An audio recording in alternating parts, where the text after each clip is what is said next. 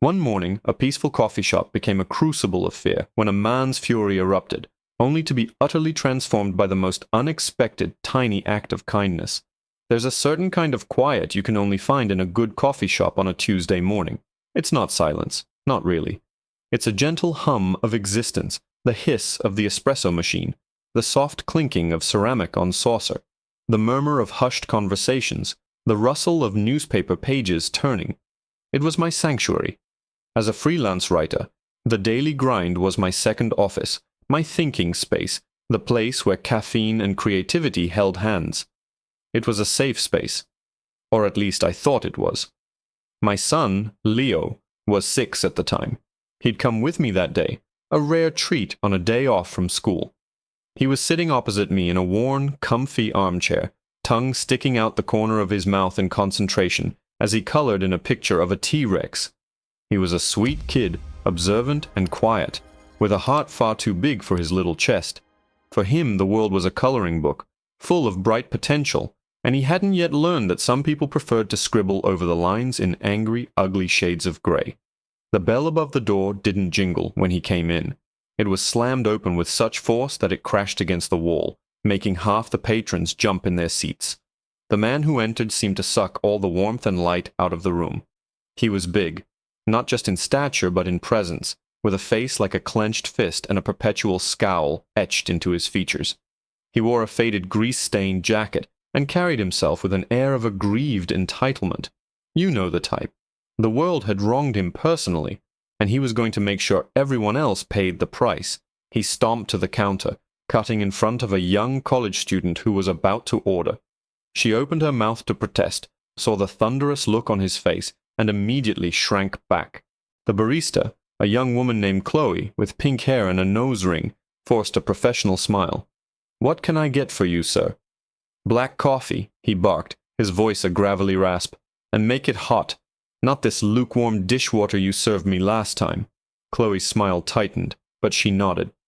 "One large black coffee, coming right up." As she turned to make it, he scanned the room, his eyes filled with a kind of roaming disdain. They swept over a couple in the corner, 2 men holding hands over their lattes, and he let out a disgusted snort.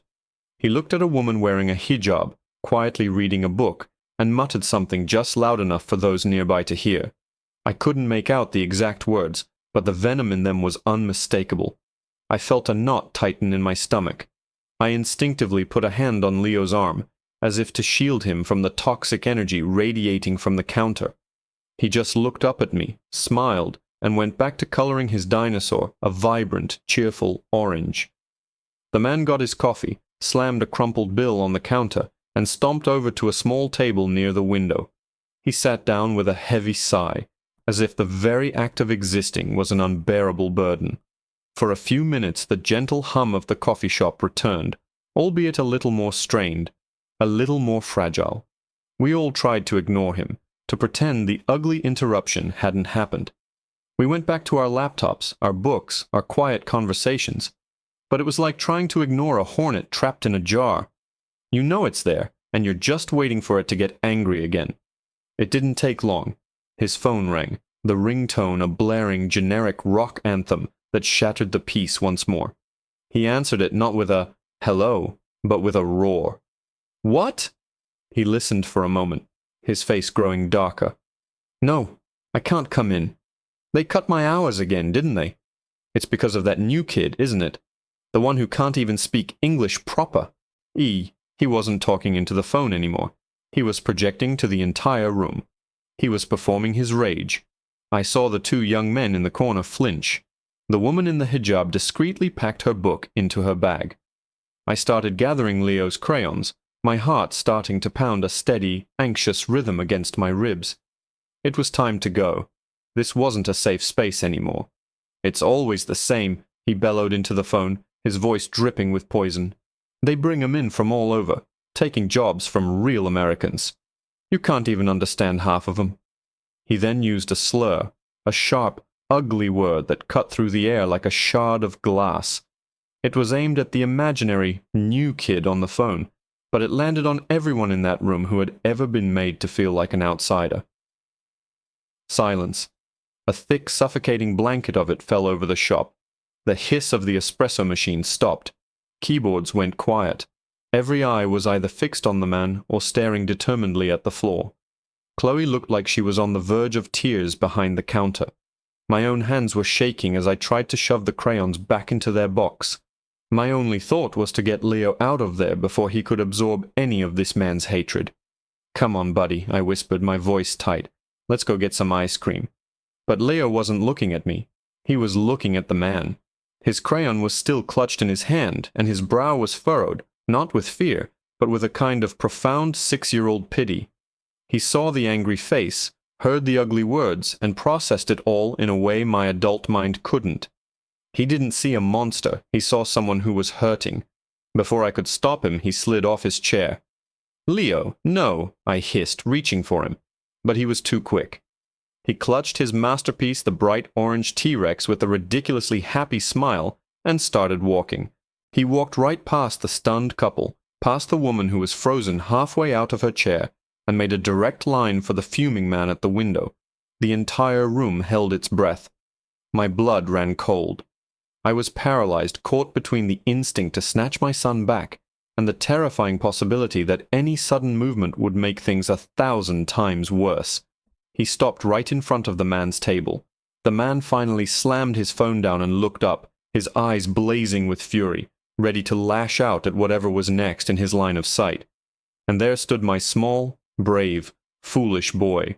He held up his colorful drawing of a smiling dinosaur and said, with all the sincerity in his little heart, "I made this for you. Maybe it will help you not be so angry." For a moment that stretched into an eternity, the man's face was a mask of pure, unadulterated rage. His eyes, which had been spitting fire at his phone, now locked onto my son. I saw the muscles in his jaw bunch, his knuckles whiten as he gripped the edge of his table. This was it. This was the explosion I had been dreading. My body finally broke its paralysis, and I took a half step forward, ready to throw myself between this storm of a man and my little boy. Consequences be damned. The entire coffee shop seemed to inhale as one, a collective gasp frozen in time. But the explosion never came. Instead, something bizarre happened. The man's furious expression faltered. It was like watching a crack appear in a stone facade. The lines of anger around his eyes and mouth didn't vanish, but they softened, slackening into something else. Confusion. Utter, bewildered confusion. He stared at Leo, then his eyes flickered down to the piece of paper being offered to him. He looked at the garish orange T-Rex with its wobbly, crayon-drawn smile. He looked back at Leo's wide, innocent eyes, which held no judgment, no fear, only a simple, earnest hope. "What?" The word was a choked whisper, a puff of air. Nothing like the gravelly roar from before. It was the sound of a man completely disarmed. "It's a T-Rex," Leo explained patiently, as if talking to a slightly slower classmate. "He's the king, but he's a happy king. I used my best orange. That's my favorite." I held my breath, my heart hammering against my ribs so hard I was sure everyone could hear it. The man's gaze remained fixed on the drawing. His hand, which had been clenched into a fist of fury, slowly uncurled, finger by finger.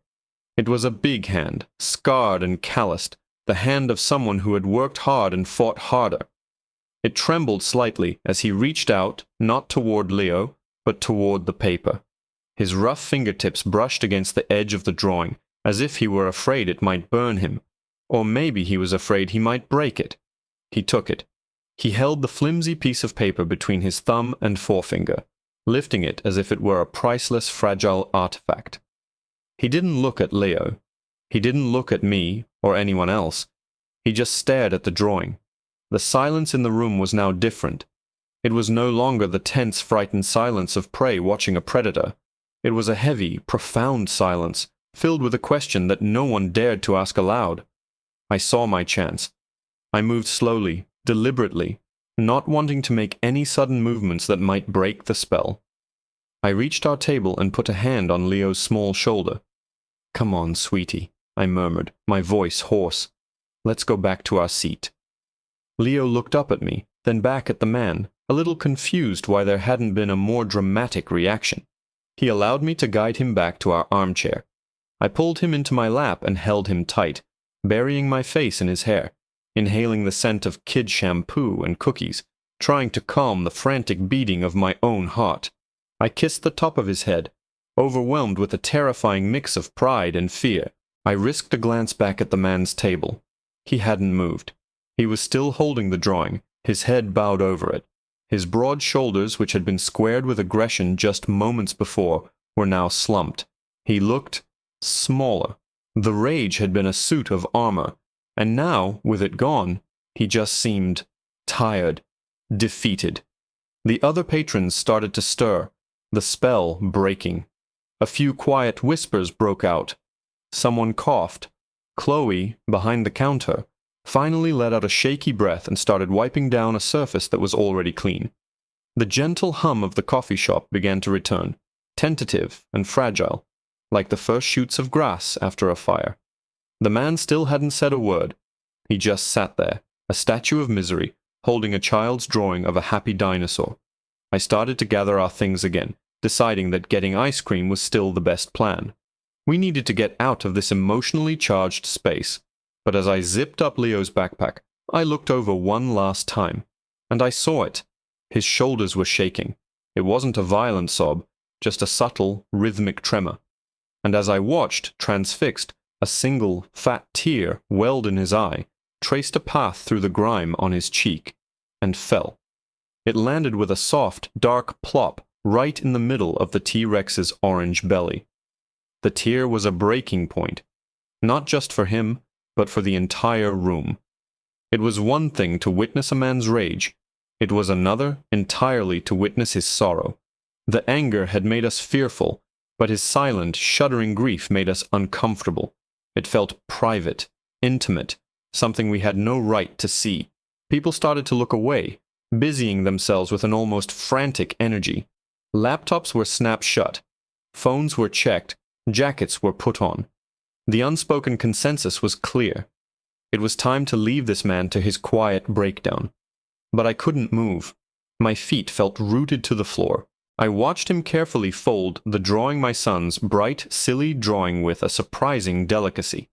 He folded it once, then twice, creating a neat, small square.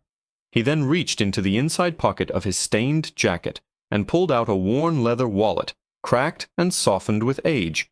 He opened it, and from my vantage point, I could just make out the faded, plastic-covered window where people keep photos of their loved ones.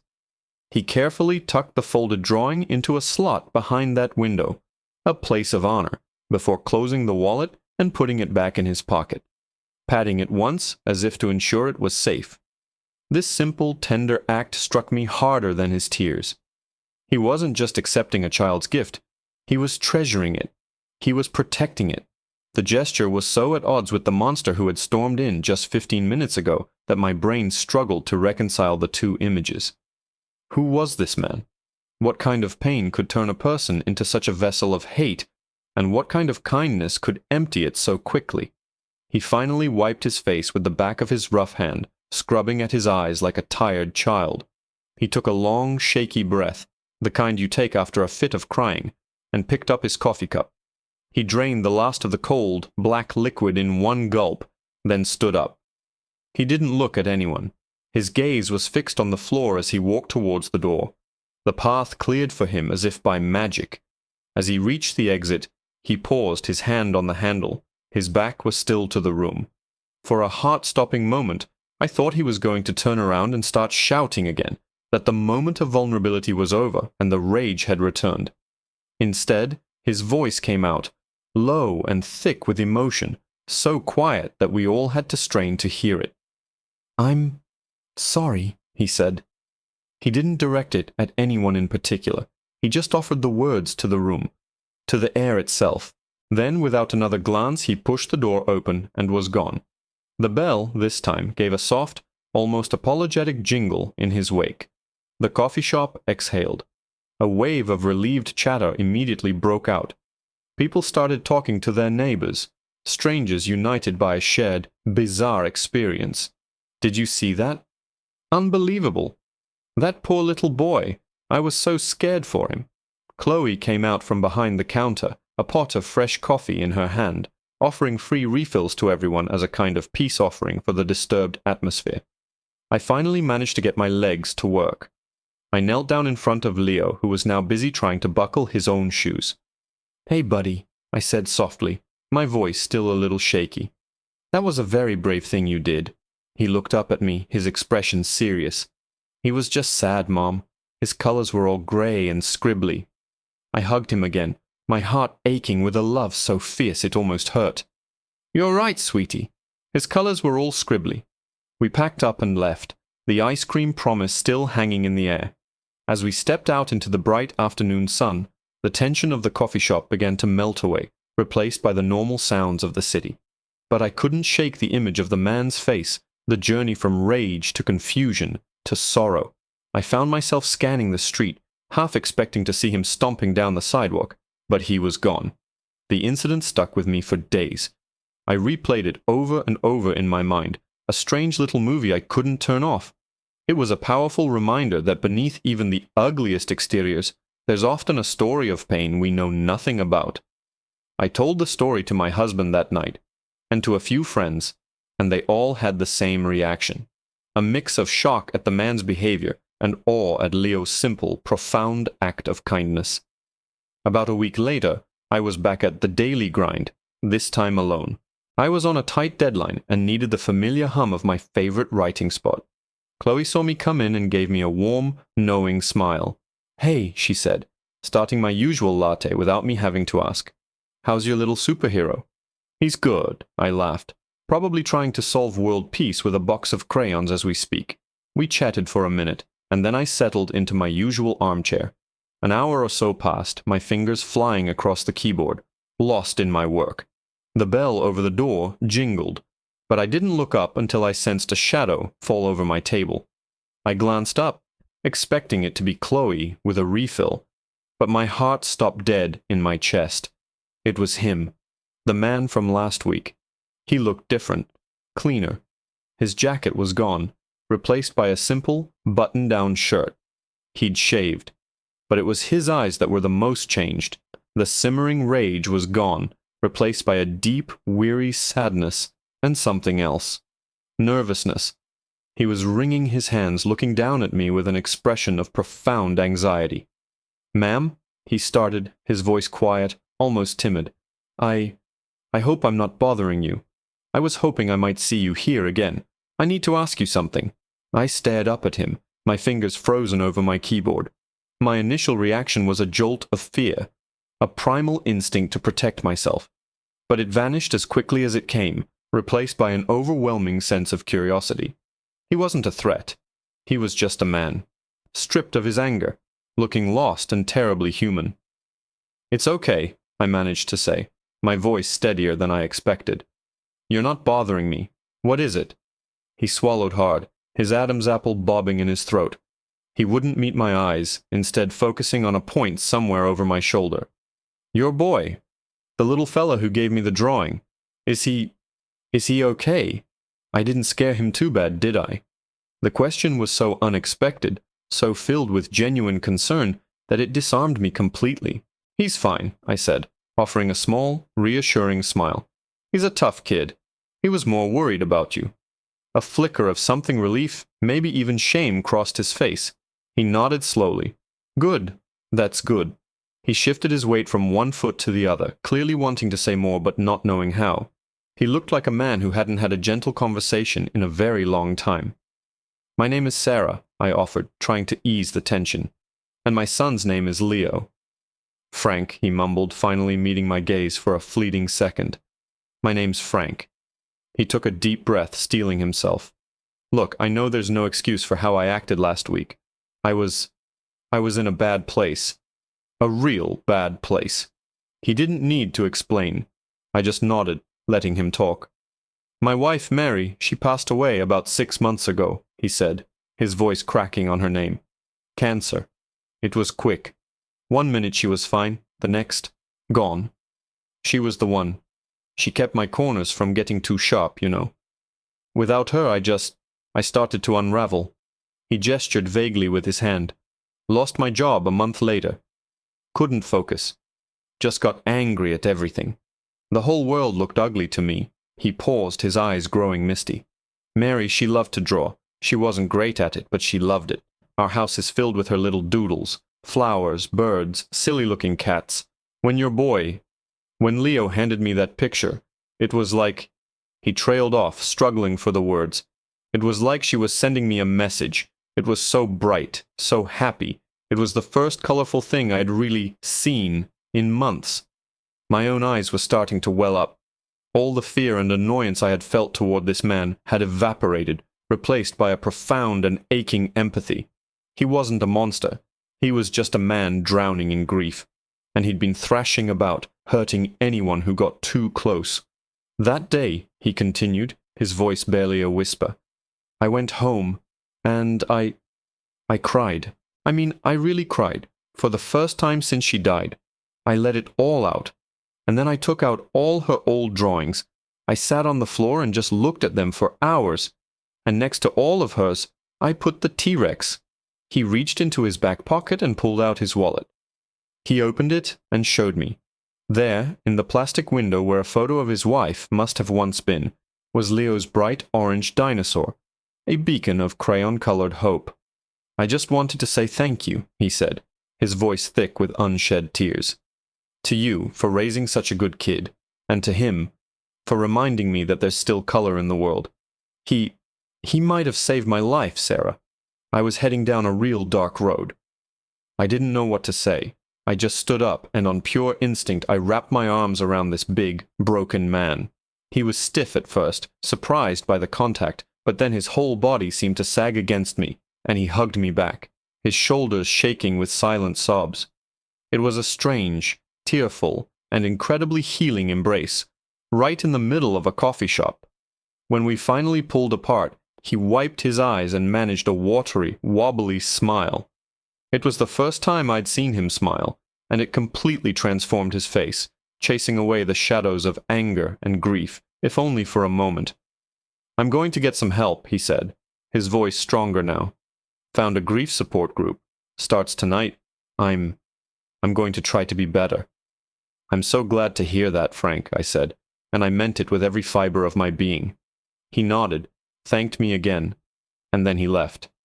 This time he held the door open for a young woman coming in, and he gave her a small, polite nod. The bell gave its soft jingle, and he was gone. I sat back down, my latte now cold, my work completely forgotten. The hum of the coffee shop surrounded me, the same gentle noise from before, but it sounded different now. Richer, more hopeful. It was a story I knew I would never write for any client, but it was one I would carry with me forever. The story of a day when the ugliest scribbles of human anger were colored over by the pure, undiluted kindness of a 6-year-old boy and his happy orange T-Rex.